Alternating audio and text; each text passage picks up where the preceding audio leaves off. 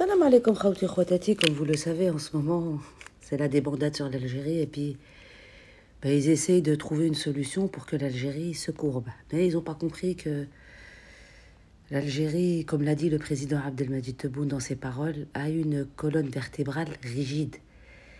Elle n'est pas assez souple à leur goût.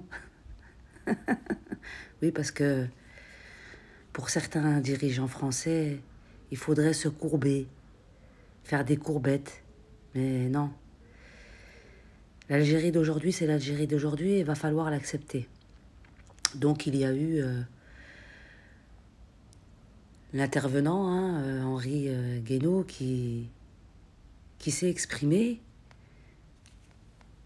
Et puis il y a ce tweet dont on va partager certains commentaires, regardez bien.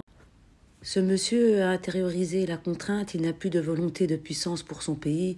Il est, ce qui n'est pas surprenant, l'image du renoncement des politiques français. Il pense la France en tout petit, on leur doit l'échec français depuis 40 ans. Puis on a David, à part couper les visas, réduire notre commerce avec eux, supprimer la double nationalité de tous les Algériens binationaux criminels, un bon début pour soulager la France et leur faire perdre des milliards qu'on donnera par exemple à la Norvège, un vrai allié, oui, parce que eux ils pensent que l'Algérie touche des milliards de la part de la France. Oui, la France, un pays qui est super endetté, qui va aider un pays qui a zéro dette.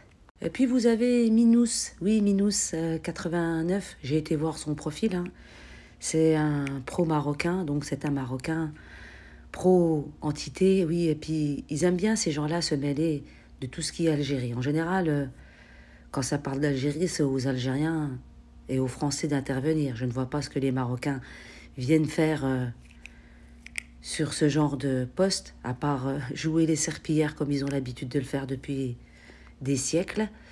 Vous comprenez pas que ce mec-là a des intérêts partagés avec l'agence militaro-terroriste via des rétrocommissions sur les contrats qu'il a signés lorsqu'il était au gouvernement de Sarkozy. La blague. Non, parce que ceux qui ont l'habitude de soudoyer, ceux qui ont l'habitude de donner de l'argent, c'est plutôt le gouvernement marocain qui paye. Oui, comme il paye les gens du MAC, qui essayent de diviser l'Algérie, se prétendant être des gens honnêtes. Oui, parce que ces gens du MAC prétendent que la Kabylie est colonisée par l'Algérie, alors que les Kabyles, ce sont des Algériens à part entière. Et ça, vous n'avez pas réussi à le démentir. Et je remercie infiniment mes frères et sœurs kabyles qui, à chaque fois, ramènent leurs témoignages sur mes vidéos. Effectivement, on est tous frères, on est tous unis. 58 wilayas qui n'en fait qu'une. Et puis, même si ça déplaît à certaines personnes qui essayent de convaincre que c'est le contraire, on va continuer à rester unis et indivisibles. Et puis nous avons Alice Cordier, oui Alice Cordier, vous la connaissez. On ne doit rien à l'Algérie, on leur envoie entre 110 et 130 millions d'euros par an pour qu'ils nous crachent à la figure. On leur doit rien, on n'a pas à se plier, stoppons les aides et on verra s'ils continuent de jouer avec nous. Quelles aides? Ma pauvre Alice, toi tu as cru que on était dans le dessin animé Alice au pays des merveilles, c'est ça? Oui, parce que ça vous fait mal. Ça vous fait mal de voir un gouvernement comme ce gouvernement actuel algérien ne pas se plier à vos désirs. Eh ouais, vous attendiez à ce que ce gouvernement agisse de la même façon que l'ancien, la Issaba, qu'on a surnommé, nous les Algériens. Bon, bref. Juste pour vous dire, Alice, retirez cette mentalité de colon. Oui, parce que ça vous habite encore dans le petit coin de votre cerveau. C'est terminé. L'Algérie est un pays souverain, un pays libre. On vous le dira à chaque fois. Et puis, je vais vous mettre la vidéo. Franchement, j'aime bien. J'aime bien comment il a remis à sa place ces personnes. Moi, ça me fait plaisir de voir ce genre d'intervenant qui a la lumière à tous les étages, lucide, qui sait très très bien que l'Algérie ne va pas se plier. C'est comme ça, et ça sera comme ça, jusqu'à la fin des temps. Enfin, moi, j'en peux plus porter qu'on fasse de la politique avec des mots C'est très important, les mots en politique. Je suis le premier à les trouver très importants. Mais oui, surtout de votre part. Oui, voilà. Mais vous savez, la politique, c'est l'idée d'abord, avant le mot. Donc, j'aimerais bien avoir les idées, qu'on puisse discuter des idées. La deuxième, c'est le mot. Et la troisième, c'est l'acte. L'acte que le mot annonce, que le mot explique. Voilà. Mais, alors, deuxièmement, pardon, Gauthier Droite, moi, j'ai jamais vu un pays refuser de reprendre ses diplomates. Voilà. Là, il s'agit de nos C'était un mot, un trait d'esprit pour dire que l'Algérie refuse. Vous avez compris, mais voilà. Bien sûr, nous allons reprenons nos 12 diplomates. Oui, alors que l'Algérie ne reprend pas ses ressortissants. Elle reprend ses diplomates. Oui, d'accord. Alors, voilà. allons-y. Troisièmement, c'est pas la première fois que ce genre de choses arrive. Je veux dire, combien de fois a-t-on renvoyé des diplomates américains accusés d'espionnage? Combien de fois a-t-on eu des attentats sur notre pays, commandités par la Turquie contre les Kurdes ou contre les Arméniens? Combien de fois, je veux dire, combien...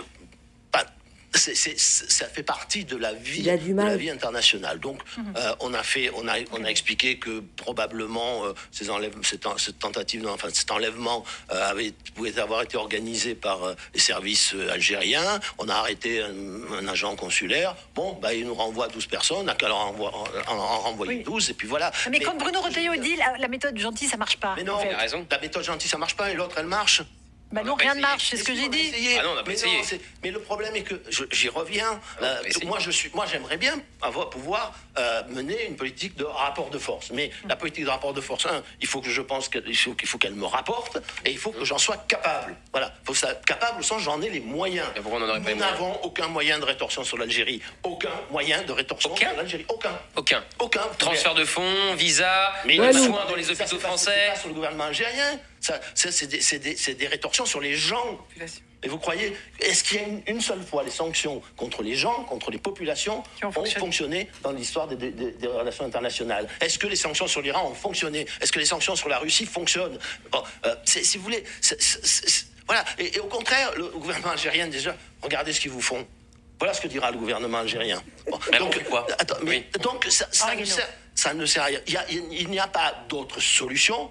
On peut le déplorer, je suis le premier à le déplorer, mais c'est ainsi que la diplomatie et la politique. Alors, il se trouve en plus que nous sommes dans une situation très compliquée et très mauvaise, puisque nous sommes fâchés, semble-t-il, éternellement avec la Russie, que la Russie, encore une fois, est le premier allié de l'Algérie, que derrière la Russie, après il y a la Chine, et que même les États-Unis sont en train de se rapprocher de l'Algérie. Bon, alors on est un peu démunis, nous ne sommes pas, contrairement à ce que disent certains, la Colombie face aux États-Unis.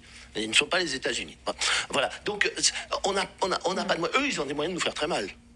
Imaginez qu'ils ouvrent sous la suggestion de nos amis russes, par exemple, trois grands couloirs d'immigration africaine sur leur sol, bien gardés, vous voyez, puis avec des barques au bout.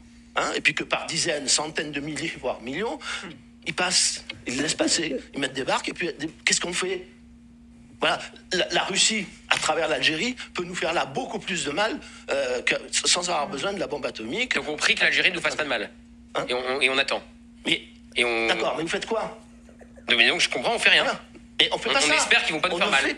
Alors qu'est-ce qu'on peut faire? Puisqu'on n'a pas les moyens, puisque ça ne sert à rien. Donc la France n'a pas les moyens face à l'Algérie. Non, la France ne les a pas. Elle n'a pas de moyens de coercition sur le gouvernement algérien. Il faut en être conscient. Et d'ailleurs, que fait Madame Meloni?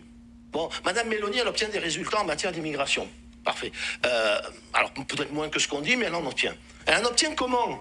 Madame Meloni, elle en obtient en passant des accords avec la Libye, avec la Tunisie, avec l'Algérie.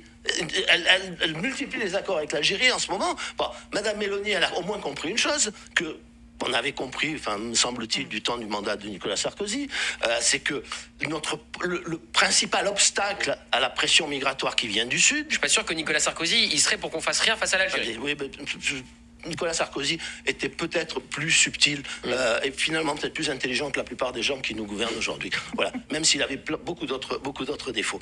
C'est pour ça qu'on a essayé de faire l'Union pour la Méditerranée. Et Madame Meloni elle a essayé de réunir tous les chefs d'État de la Méditerranée, les représentants des gouvernements. Nous ne résoudrons ce problème qu'avec les États de la Méditerranée Sud et Nord.